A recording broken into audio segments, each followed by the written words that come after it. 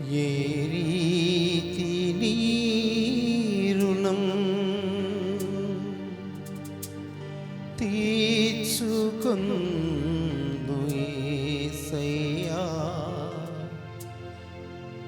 ఏ దిక్కులేని నన్ను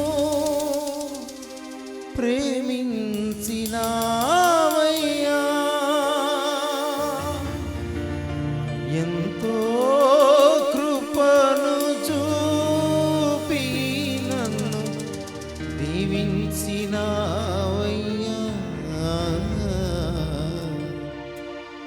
ఏ రీతి నీ రుణం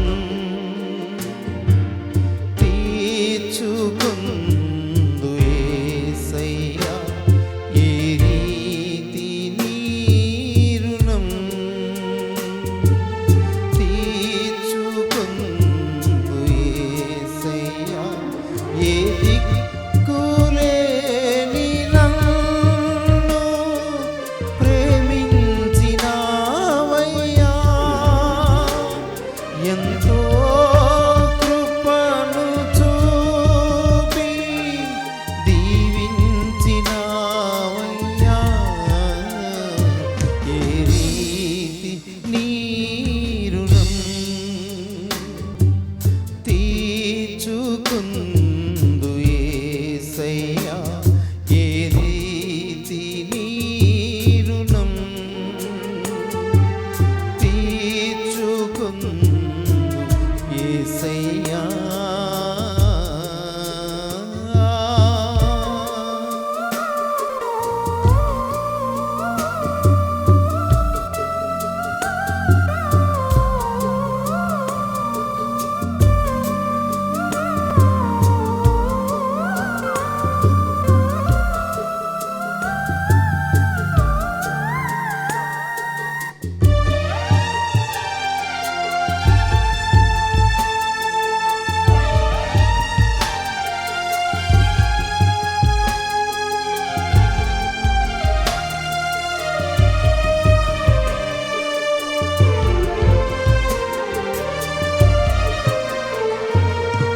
పాపాల సంద్రమందున పయనించు వేళలో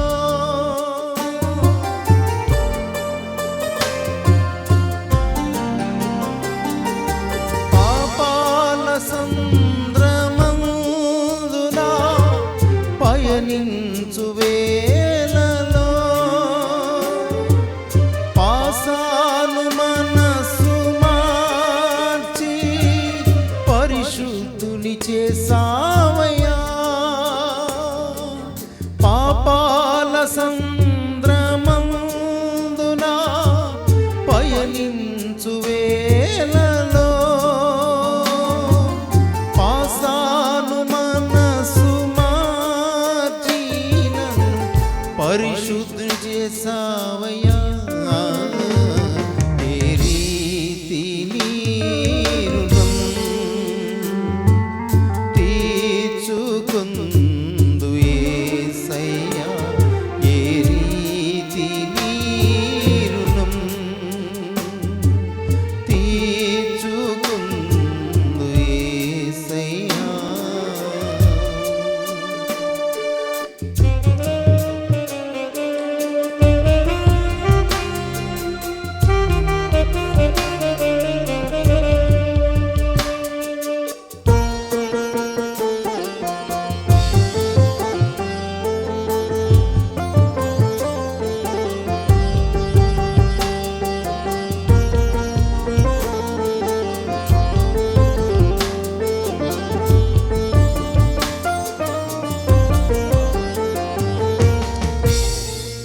నా పాప శిక్ష శిలువపై భరించినావయ్యా, నా దోషములను గ్రహించి క్షమించినావయ్యా, నా పాప శిక్ష శిలువపై భరించినావయ్యా, నా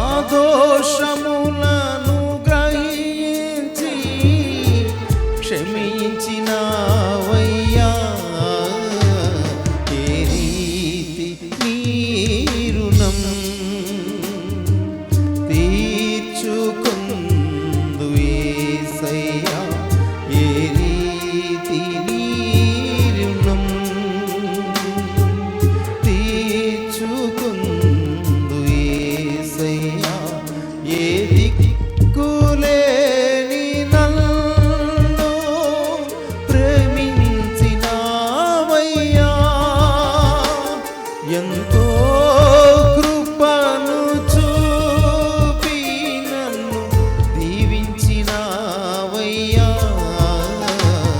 ఏ రీతి నీ రుణం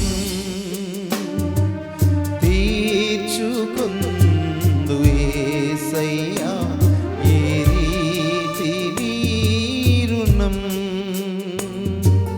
తీర్చుకుందు యేసయ్యా.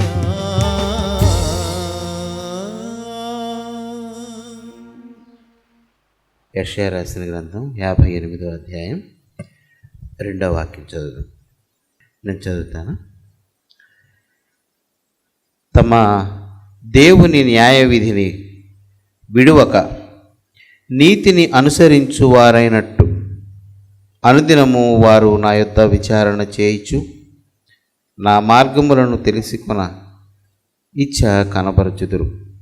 తమకు న్యాయమైన తీర్పులు తీర్చవలనని వారు అడుగుదురు. దేవుడు తమకు ప్రత్యక్షుడు కావాలనని ఇచ్చేయింతురు. ఇది ఈ వాక్యం ఇలా చదువుకుంటే మంచిదే కదా అనిపిస్తుంది. అవునా? ఒకసారి చదవడం వచ్చిన వాళ్ళందరూ చదవండి. మంచిదే కదా? అని తప్పేనా ఉందా? వాళ్ళు ఇచ్చేయించుదురంటే అధికంగా ఆశపడుతూ ఉంటారని. కానీ దీని అర్థం ఇది నెగిటివ్ మీనింగ్. ఎలాగంటే 1వ వాక్యం చదవండి. తాళక బూర ఊదినట్లు ఎలుగెత్తి బిగ్గరగా కేకలు వేయుము. వారు చేసిన తిరుగుబాటును నా జనులకు తెలియచేయుము. అంటే దీన్ని ఎలా చదువుకోవాలి? నా జనులకు వారు చేసిన తిరుగుబాటును తెలియజేయము. యాకోబు ఇంటి వారికి వారి పాపములను తెలియజేయము. దేవుడు యెషయా ద్వారా ప్రవచింపజేసిన వాక్యం, నా ప్రజలకు వాళ్ళ పాపాలు వాళ్ళ తిరుగుబాటు తెలియచేయని. వాళ్ళు ఎందుకు తెలియజేయమంటున్నాడంటే, వీళ్ళు ఏమనుకుంటున్నారు? మేము మా దేవుని న్యాయ విధిని విడవక మా దేవుని నీతిని అనుసరించినట్లుగా వాళ్ళు ఏం చేస్తున్నారు? అనుదినము వారు నా యొద్ద విచారణ చేస్తున్నారు. నా మార్గములను తెలుసుకొన ఇచ్చ కనబరుస్తున్నారు. తమకు న్యాయమైన తీర్పులు తీర్చవలనని వాళ్ళు అడుగుతున్నారు. దేవుడు తమకు ప్రత్యక్షుడు కావాలనని ఇచ్చేయిస్తున్నారు. వీళ్ళు ఇవన్నీ చేయడానికి ఏంటి కారణం? వాళ్ళు తమ దేవుని న్యాయ విధిని విడువక నీతిని అనుసరించువారైనట్టు వాళ్ళు అనుకుంటున్నారు. మళ్ళా చదవండి. ఆ మొదటి 2 పాదాల్లోనే ఉంది.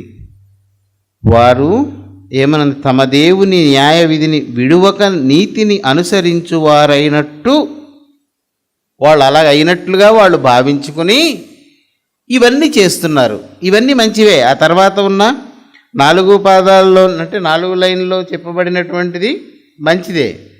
కానీ వీళ్ళు ఇలా చేయడానికి కారణం ఏంటంటే, వీళ్ళు అడుగుతున్నారు, మాకు న్యాయం విధించమంటున్నారు, అధిక ఆసక్తి ఉంటున్నారు, దేవుడు ప్రత్యక్ష మాకు కనబడాలనుకుంటున్నారు, ఇవన్నీ కోరుకుంటున్నారు. కానీ వాళ్ళు అలా అనుకుంటున్నారు. మళ్ళీ కావాలంటే 3వ వాక్యం చూడండి. మేము ఉపవాసం ఉంటున్నాం, ఎందుకు చూడడం లేదు, ఇలాగ వాదాలని ఉన్నాయి. ఇక్కడ మనం ఈరోజు దేవుని గురించి ఎరగవలసినది ఏంటంటే, దేవుని మీద మనం చేసే తిరుగుబాటు, దేవుని విషయంలో మనం చేసే పాపాలు, ఈ 2 మనం తెలుసుకోవాలి. ఇవి ప్రమాదకరమైనవి. ఇవి తెలుసుకోకపోతే మనల్ని మనం బాగున్నామనుకుని అనునయించుకొని మనం దేవుడు అనుగ్రహించే రాజ్యాన్ని కోల్పోతాం. దేవుడు ఆ సంగతిని గ్రహించి ఈ తిరుగుబాటుని పాపాలని నా ప్రజలకు నువ్వు తెలియచేయి, వాళ్ళు ఇలాగ అనుకుంటూ ఇలా ప్రార్థన చేస్తున్నారు, వీటిని అపేక్షిస్తున్నారు, ఆ లోపాన్ని వారికి తెలియచేయమని దేవుడు యెషయా ద్వారా ప్రవచింపచేశాడు. అలాంటి ఒక సంగతిని గురించి ఈరోజు మనం దేవుని వాక్యాన్ని తెలుసుకుందాం. కీర్తనల గ్రంథం 52వ అధ్యాయం. మనం యెషయా చదివిన మాటని గుర్తుపెట్టుకోవాలి. మనం ఎక్కడ భ్రమపడుతున్నామో, తప్పు చేస్తూ సరిగానే ఉన్నామని భావించుకుంటూ మనం ఇవన్నీ చేస్తున్నాం అని దేవుడు తన సంఘానికి తెలియజేస్తున్నాడు. 52వ కీర్తన. ఈ కీర్తన ఈ నేపథ్యం వేరు, వ్రాసిన సందర్భం వేరు. కానీ ఇది మనకి ఎదోమీయుడైన ఒక సైనికుడు లాంటివాడు, దోయేగు అనే ఒకడు చేసినటువంటి ఒక కీడును బట్టి దావీదు రాశాడు.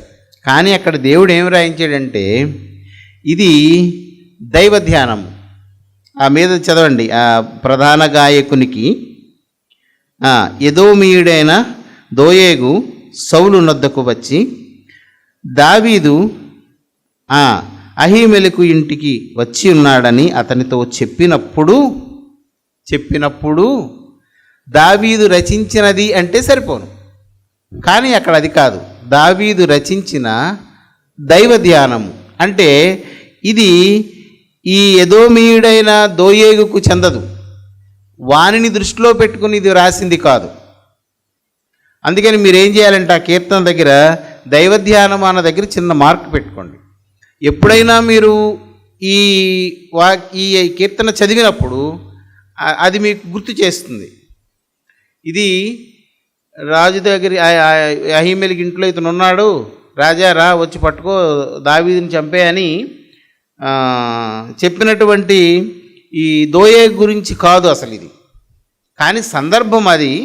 ఆ సందర్భంలో దోయేగు చేసిన కీడును, వాడు చేసినటువంటి చెడుతనాన్ని, దావీదుకి కలిగించినటువంటి బాధని అంతటిని ముందు దావీదు ప్రక్కన పెట్టి దావీదు దేవుని విషయంలో ఏ అభిప్రాయం కలిగి ఉన్నాడో, లేదంటే ఇలాంటి సందర్భాల్లో ఎలా ప్రవర్తించాలో ఒకడు అని ఒక దైవ ధ్యానాన్ని ఇక్కడ మనకు తెలియచేశాడు. ఈ దైవ ధ్యానంలో మనం మొత్తం అన్నీ కలిపి పెద్ద ఏవి లేవు, 8-9 వాక్యాలు దీనికి ఉన్నాయి. ఇందులో మనకి ప్రధానమైనటువంటి మనము చదువుకోవలసినటువంటి వాక్యము మనకి 5వ వాక్యం ఒకసారి చదువుదాం. 5వ వాక్యం, కావున అంటే మన తర్వాత చదువుదాం ఎందుకు కావున అనుందో. కావున దేవుడు సదాకాలము నిన్ను అణగగొట్టును, నిన్ను పట్టుకొని ఆయన నీ గుడారములో నుండి నిన్ను పెళ్ళగించును, సజీవుల దేశములో నుండి నిన్ను నిర్మూలము చేయును. ఇవన్నీ దేవుడు ఇలా చేసాడు అంటే అర్థం ఏంటి? వాడు ఎలాంటి వాడు అయి ఉంటాడు? వాడు దైవ సంబంధి కాడు, సరికదా. దేవుని యొక్క కోపానికి గురి అయిన వాడు. పెళ్ళగించడం అంటే అర్థం ఏంటి? పెళ్ళగించడం అంటే ఇలాగండం కాదు, చెప్పాలి. పెళ్ళగించడం అంటే ఏంటి? మన మనసులో ఏముంది దాని గురించి అభిప్రాయం వేరుతో సహా. పెళ్ళగించడం అంటే వేరుతో సహా లాగేయడమే, కానీ పెళ్ళగించడానికి చాలా కష్టపడాలి. ఇలా లాగితే వచ్చిస్తే దాన్ని పీకేయడం అంటారు, అవునా? పెళ్ళగించడం అంటే అర్థం ఏంటి? దాన్ని మొదలు పట్టుకొని ఊరిక కుస్తీ పట్టి వచ్చే వరకు వదలకుండా, అంటే అది తీసేవాడికి ఎంత పట్టుదల ఉండాలి అంటే దేవుడు చాలా కోపముతో, రౌద్రముతో ఈ పని చేస్తాడు వాడు. మళ్ళీ చదువుదాం ఆ కష్టాలన్నీ. కావున దేవుడు సదాకాలము నిన్ను అణగగొట్టును. సదాకాలము అంటే ఎల్లకాలము అంటే శాశ్వత నరకం అని అర్థం, అంతేనా? సదాకాలం అంటే అదే కదా, ఎల్లకాలము ఇంకా అనంతకాలము నిన్ను నరకంలో వేస్తాడని. సదాకాలము నిన్ను అణగగొట్టును, నిన్ను పట్టుకొని, ఏమనుంది? నిన్ను పట్టుకొని ఆయన ఎక్కడ నుండి? నీ గుడారములో నుండి నిన్ను పెళ్ళగించును. గుడారం అంటే ఏది? దేనిని పెళ్ళగిస్తాడు? పెళ్ళగించును. సజీవుల దేశములో నుండి నిన్ను నిర్మూలము చేయను. దేవుని చేత ఇలాంటి శాపాన్ని, దేవుని కోపానికి గురి అవ్వడానికి కారణమేంటి? కావున, అందుకని దేవుడు ఈ పని చేస్తాడు. ఎందుకో మనం చూడాలి, అవునా? మళ్ళీ చదువుదామా 5వ వాక్యం చదవండి అందరూ. పోనీ ఆ వాక్యం అలా చెప్పి ఊరుకున్నాడా దావీదు? కిందన ఏమని రాశాడు? ఆ పక్కన సే లా అనుందా? అది ఎబ్రూ పదం, అది సెలా అంటే మళ్ళా చెప్పండి. నేను ఎందుకు మీ చేత చదివిస్తున్నానంటే అక్కడ రాసి ఉంది కాబట్టి. సెలా అంటే సే అగైన్, మళ్ళా చెప్పండి, మళ్ళా చెప్పండి అంటే అర్థం ఏంటి? ఇది నీ గుర్తులో ఉండిపోవాలి. దేవుడు సదాకాలము దేనిని బట్టి నన్ను అణగదొక్కుతాడో, దేవుడు నన్ను పట్టుకొని నా గుడారములో నుండి నన్ను పెళ్ళగిస్తాడో, అసలు సజీవుల దేశములో లేకుండా నిర్మూలము చేస్తాడు, దేనిని బట్టి అనేది ఈ రాత్రి దేవుని పిల్లలు తెలుసుకోవాలి. ఎందుకంటే ఇది చాలా అత్యవసరమే. అవునా కాదా? ఇప్పుడు 1వ వాక్యం కొత్త. ఇది ఒక దైవ ధ్యానం, గుర్తుపెట్టుకోండి. దైవ ధ్యానం అంటే మీకు చాలాసార్లు నేను చెప్పాను. ధ్యానము అంటే చాంచల్యము లేకుండా, ధ్యానం అంటే అర్థం ఒకవేళ రాసుకుంటే రాసుకోండి, చాంచల్యము లేకుండా భగవంతుని మీద మనస్సు నిలపడం అంతే. చాంచల్యము లేకుండా ధ్యానము అంటే చాంచల్యము లేకుండా భగవంతుని మీద మనసుని లగ్నము చేయడం ధ్యానము అంటే. చాంచల్యం అంటే ఏంటి? చాంచల్యం అంటే తెలియాలి కదా. చాంచల్యం అంటే ఏంటి అని. చంచలత్వం అంటే రాగద్వేషాలు లేకుండా. రాగద్వేషం అంటే, రాగము అంటే ప్రేమ, ద్వేషము అంటే పగ.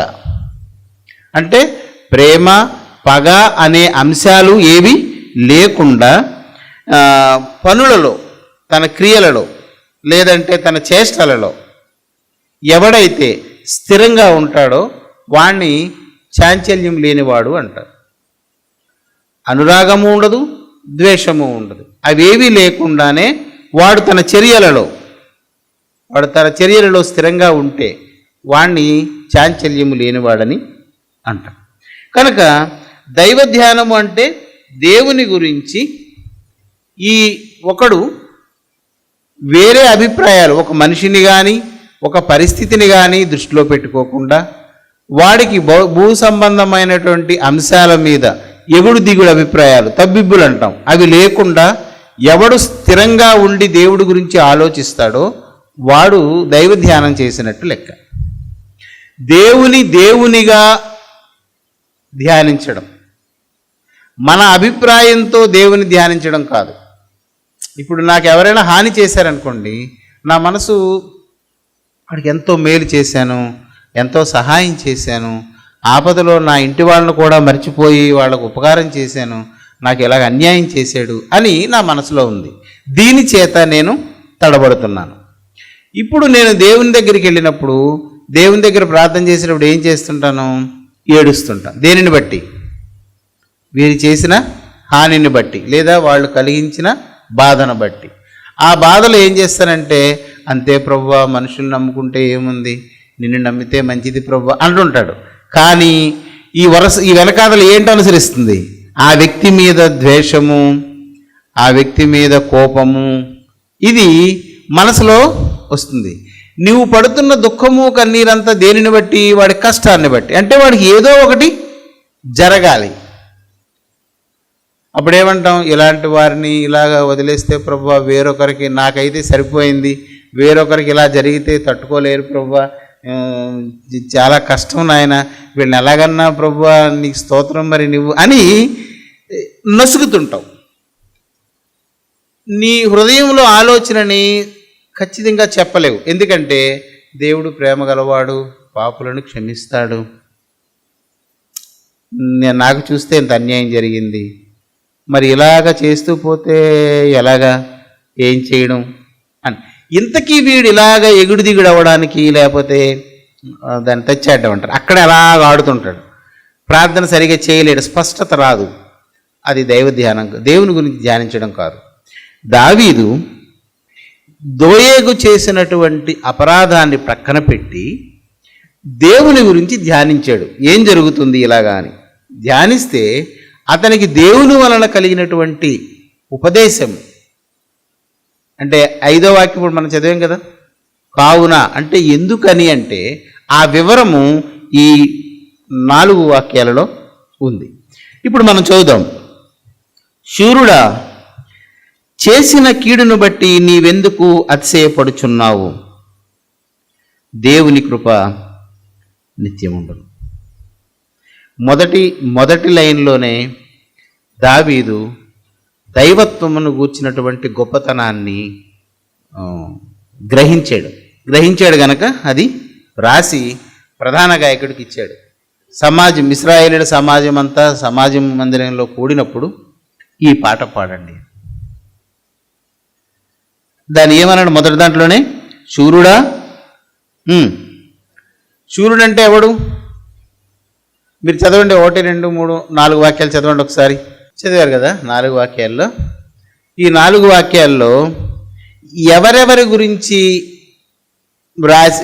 రాసి ఉంది? ఎవరెవరి గురించి రాశాడు?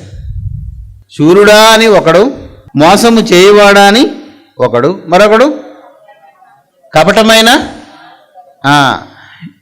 అంటే ఇప్పుడు మనకు అర్థమైంది. కావున సదాకాలము, మన 5వ వాక్యం చదివాం. కావున సదాకాలము దేవుడు నిన్ను అణగగొట్టును, నిన్ను పట్టుకొని నీ గుడారములో నుండి నిన్ను పెళ్లగించును, సజీవుల దేశములో నుండి నిన్ను నిర్మూలము చేయును. దేనిని బట్టి దేవుడు ఈ పనులు చేస్తాడంటే, నువ్వు శూరుడువైనా దేవుడు అలా చేస్తాడు. 2, మోసము చేయవాడవైనా అలా చేస్తాడు. 3,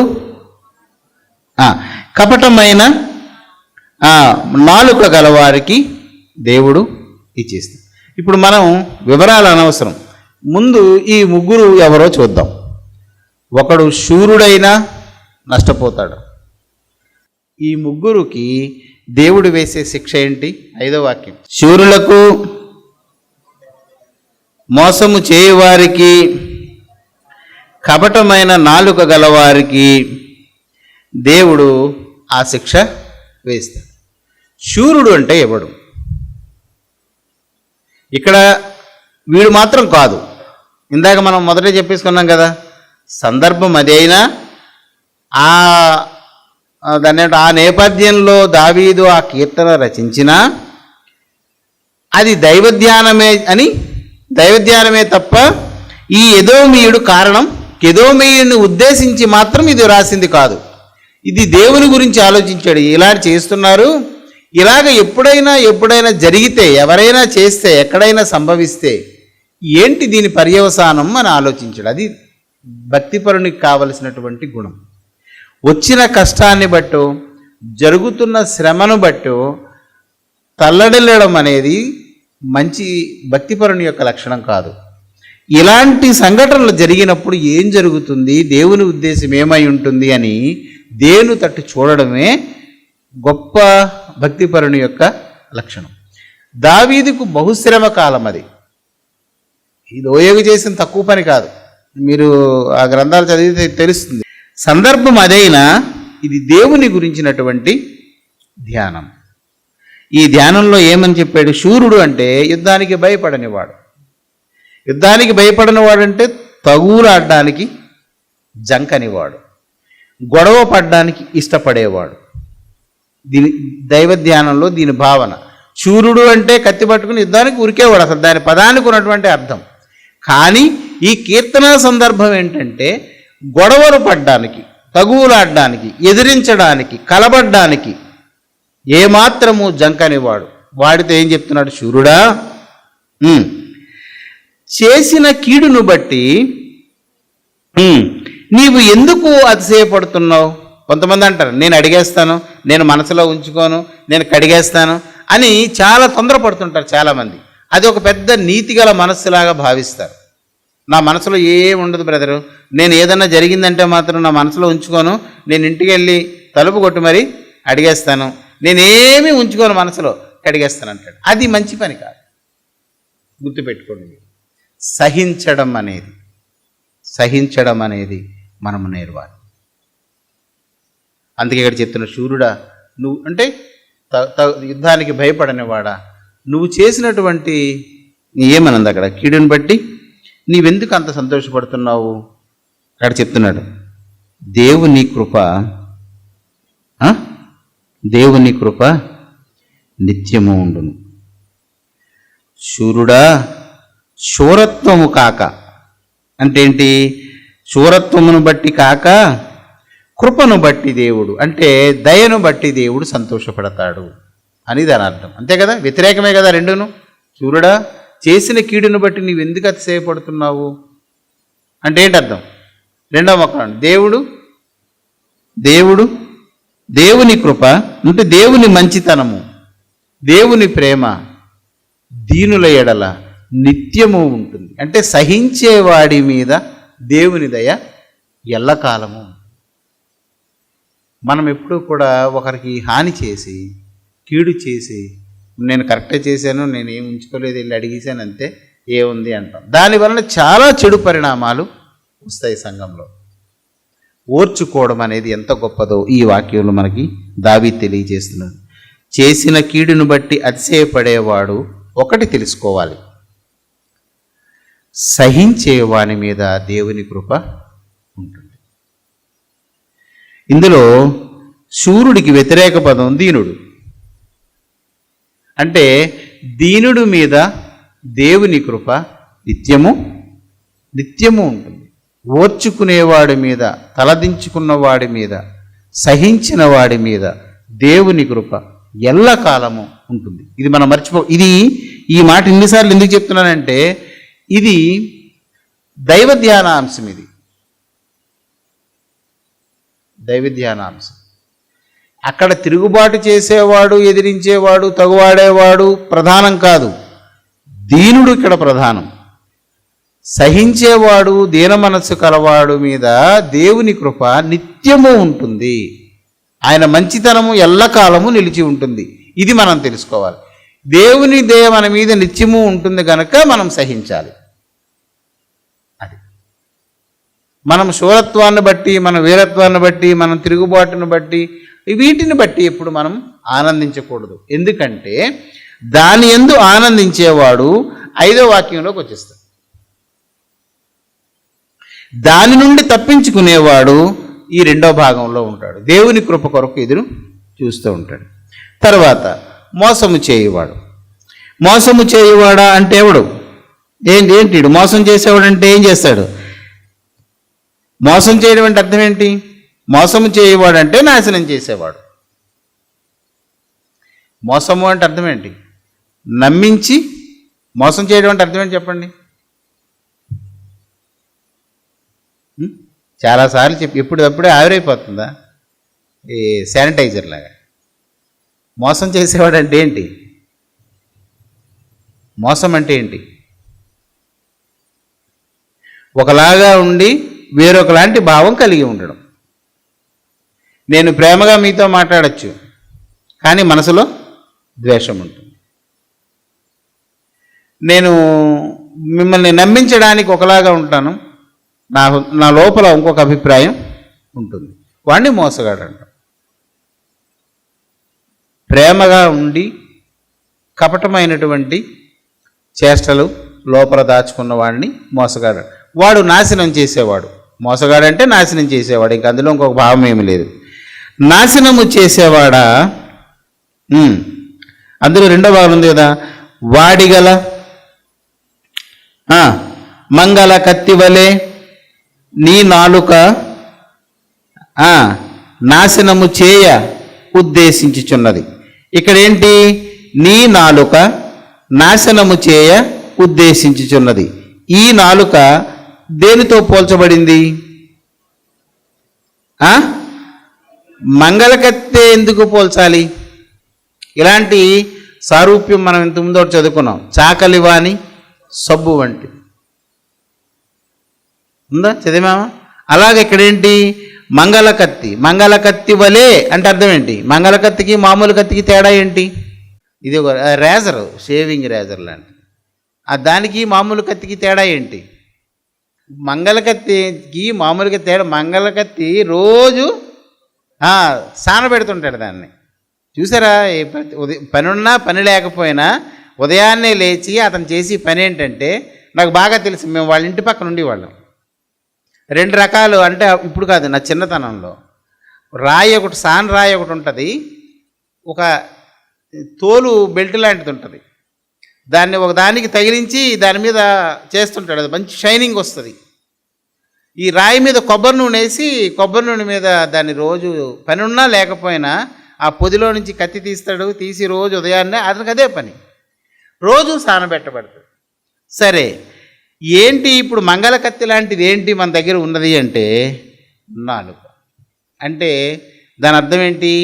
మన నాలుకను చెడు మాటలు, నాశనమును చేయు ఉద్దేశించేట్లాగా, అంటే నాశనమును పుట్టించేలాగా చెడు మాటలాడడానికి వీడు ప్రతిరోజు వాడు సిద్ధమవుతుంటాడు. నాలుక మాట్లాడుతుంది ఎక్కడైనా?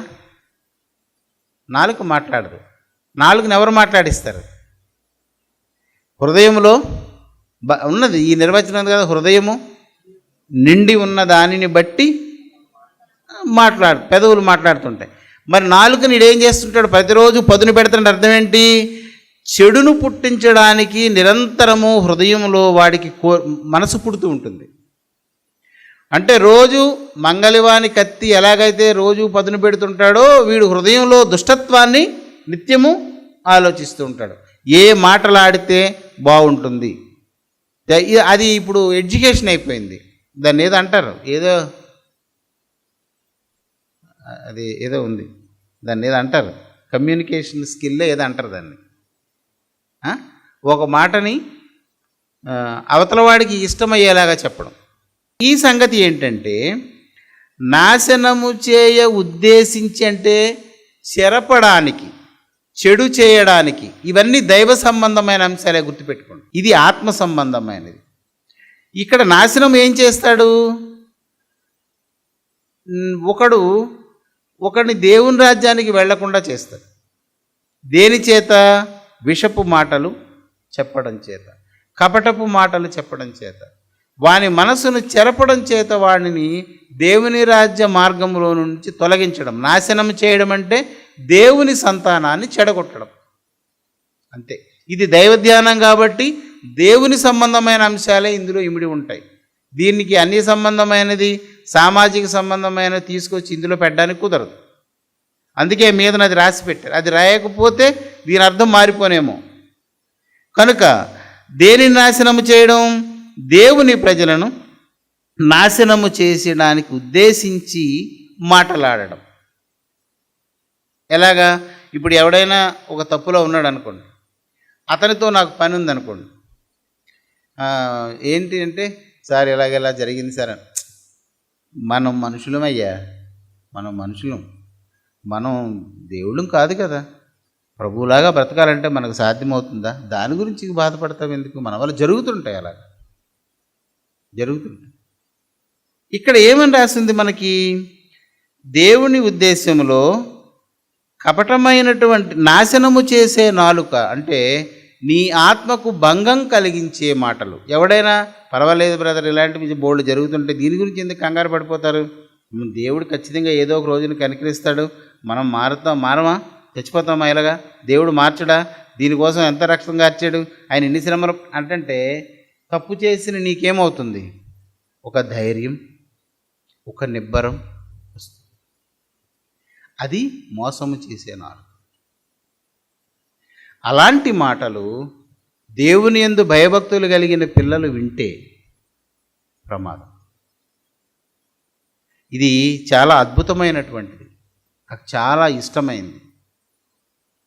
ఇది 120వ కీర్తనతో సరిపోలుతుంది కూడా, ఉంది కదా అందులో.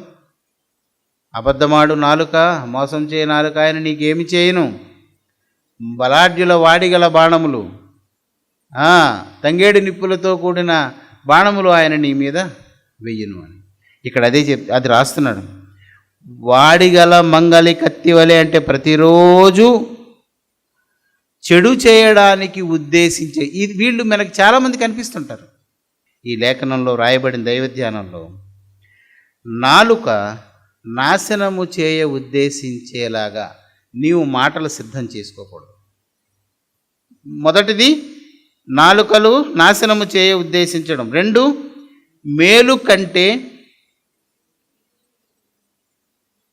మేలు కంటే కీడు అంటే అర్థం ఏంటి?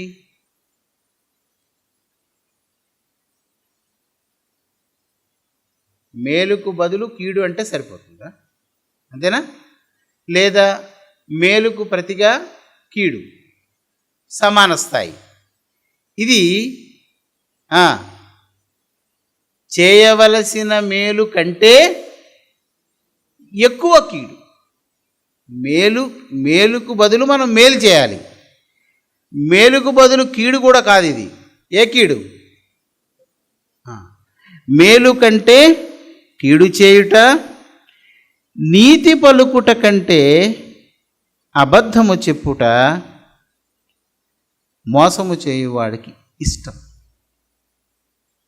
ఇష్టం. కౌన్సిలింగ్ అంటారు కదా, వాళ్ళు వీళ్ళే. కౌన్సిలింగ్లో ఏం చెప్తారు? సమర్థిస్తారు. సమర్థించడం ద్వారా వాడిని మాన్పించడం. కానీ క్రైస్తవ ధర్మంలో దేవుని దర్శనంలో అలా లేదు. దోషం, ఇందాక మనం చదువుకున్నామే యెషయా గ్రంథంలో మనం చదువుకున్న వాక్యం మనం మర్చిపోకూడదు. వారి దోషాలను, వాళ్ళ యొక్క తిరుగుబాటును, వారి పాపములను వారికి తెలియచేయాలి. ఆత్మ సంబంధమైన నియమము శరీర సంబంధ నియమం లాగా ఉండదు, లోకంలో లాగా ఉండదు. ఇది సమర్థించడం కుదరదు. ఇది నువ్వు తప్పు చేసావు, నువ్వు పోయి ప్రభు దగ్గర ఉపవాసం ఉండి ప్రార్థన చేసుకో, క్షమాపణ అని వెంటనే, అంతే తప్ప పర్వాలేదు అని సమర్థించకూడదు. దేవుని ధర్మంలో అది ఉండకూడదు. అందుకే అక్కడ రాసి ఉందన్నమాట, మేలు కంటే కీడు చేయుట, నీతి పలుకుట కంటే అబద్ధము చెప్పుట నీకు ఇష్టము. ఇలాగ ఇష్టం ఉన్నవాడికి ఈ 5వ వాక్యం తెలుస్తుంది, పనికొస్తుంది. అంటే అది నష్టం, అది పనిచేస్తుంది వాళ్ళ మీద. 3వ వాక్యం, 4వ, కపటమైన నాలుక గలవాడా, అధిక నాశనకరములైన మాటలే నీకు ఇష్టము. దేనిని నాశనం చేస్తున్నాడు ఇంతకీ వీడు అంటే, దేవుని యొక్క నీతిని ఒక విశ్వాసి అనుసరించకుండా నాశనం చేయడం. ఇలా నడిస్తే మనం ఏమవుతాం చెప్పు? మనం బ్రతకగలమా? ఒక మాట, ఇప్పుడు వడ్డీకి ఇవ్వద్దన్నాం అనుకోండి ఒకలాగా, చీటీ కట్టద్దన్నాం అనుకోండి ఒకలాగా అనిపిస్తుంది. చీటీ కడితే ఏమైంది? నాతో ఒక క్రైస్తవ స్నేహితుడు ఒక అరగంట వాదించాడు, వడ్డీకి ఇస్తే తప్పేంటి? పాత నిబంధనలో రాసి ఉంది ఏమని, నీవు నీ యూదుడికి వడ్డీకి ఇవ్వకూడదు, అన్యుడికి ఇవ్వచ్చు అని ఉంది. నేను అప్పుడు అన్నాను, పాత తిత్తిలో కొత్త ద్రాక్షారసం పోయొద్దని ఉంది, చదవలేదా మీరు అంటే, చదివాను, అది కాదండి, తప్పే ఉంది, వడ్డీకి ఇస్తే ఏంటి నష్టం? ఏం తప్పు లేదు, నా దగ్గర ఉన్న డబ్బు వాడికి ఇస్తున్నాడు, దాన్ని వినియోగించి వాడు డబ్బు సంపాదిస్తున్నాడు, వాడు సంపాదించిన దాంట్లో కొంత నాకు ఇస్తున్నాడు. నేను ఇది ఇవ్వలేదనుకోండి, వాడు సంపాదించలేడు, వాడు పేదవాడుగానే ఉంటాడు, వాడికి ఉపకారం చేస్తున్నా కానీ అపకారం ఎక్కడ జరుగుతుంది దీనివల్ల అన్న. ఈ లాజిక్ నాకు తెలుసండి. ఇది మనం ఆలోచించేది. దేవుడు ఆలోచించి, దేవుని మాటలన్నీ ఎలాంటివి? మట్టి మూసలో 7 మారులు కరగ ఊదిన వెండి అంత పవిత్రములు. ఆయన ఏం చెప్పాడంటే, నీ ద్రవ్యమును వడ్డీకి ఇవ్వకుడి అని చెప్పాడు. ఆయన దాన్ని ఫిల్టర్ చేసి చెప్పాడు. ఇప్పుడు మళ్ళీ మనం కొత్తగా ఆలోచించడం తప్పని నా ఉద్దేశం అని చెప్పాడు. చీటీ కడితే తప్పేముంది, తనఖా పడితే తప్పేముంది? ఇవన్నీ మన మనస్సాక్షిని కల్మషం చేసేవే. మరి తనఖా పట్టకుండా ఉండగలమా? చీటీ కట్టకుండా ఉండగలమా? ఎంత కష్టమా అంటే, ఇది ఇలాగనుకుంటే బహు కష్టం.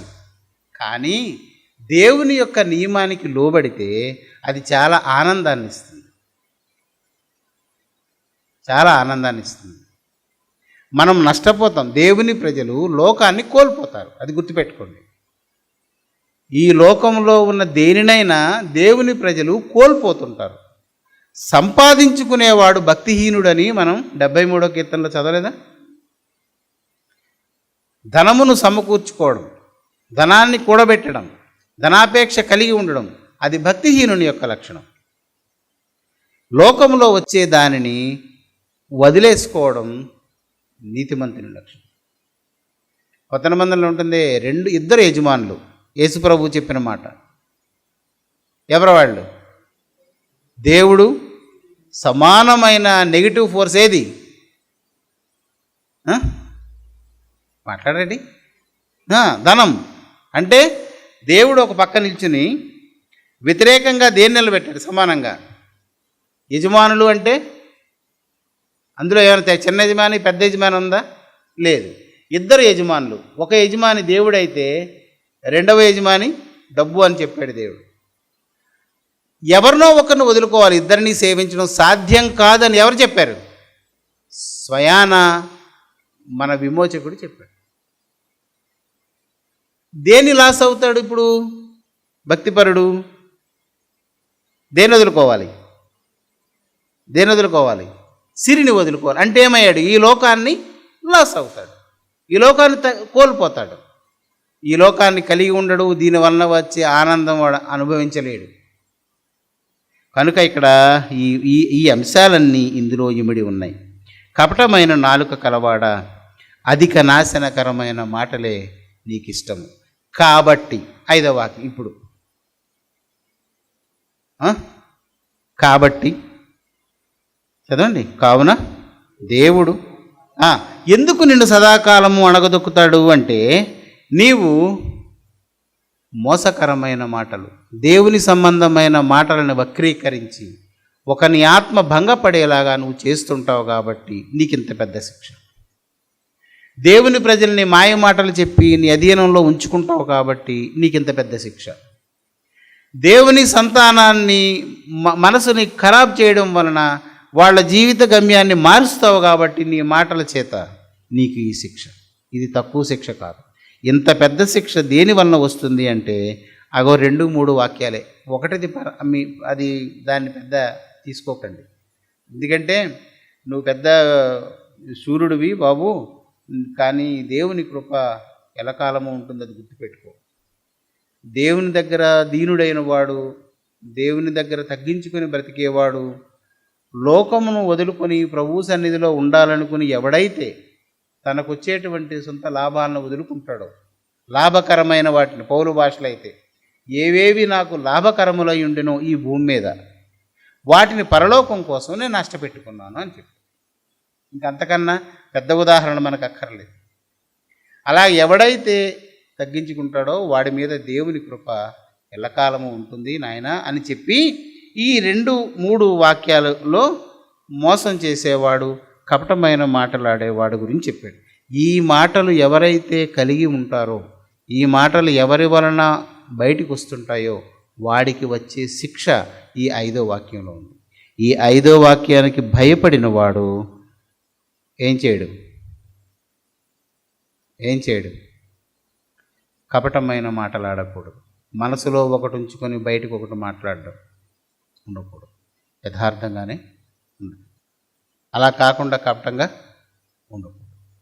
ఉంటే అలా చేస్తే వానికి ఈ 5వ వాక్యంలో ఉన్న శిక్ష సదాకాలము దేవుని చేత అణగదొక్కబడడం, ఆయన నీ గుడారంలో నుండి నిన్ను పట్టుకొని పెళ్ళగించడం, సజీవుల దేశములో నుండి నిర్మూలము చేయడము. అంటే నిర్మూలం ఎలాంటి పదాలు ఉన్నాయి 5వ వాక్యంలో?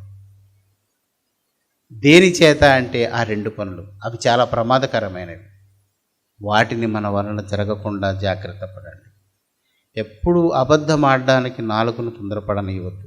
ఎదుటివారి దగ్గర గొప్ప అనిపించుకోవడానికి గొప్ప మాటలు చెప్పడం, కొన్నిసార్లు చేయని పెద్ద పెద్ద విషయాలు ఎలా చేశాను అలా చేశాను అంటే కోరి దోషం మన మీద పెట్టుకోవడం. మనం చెయ్యం అది. నేను ఇంత వీరుణ్ణి అని అలాగ చెప్తాం కదా. అలా చెప్పినప్పుడు అంటే అర్థం ఏంటి? నువ్వు చేయనివి గొప్ప కోసం చెప్తే చేసే నేరం చేయకపోయినా నేరం చేసినట్లుగా నిన్ను నువ్వు కనబరుచుకోవడమే అది.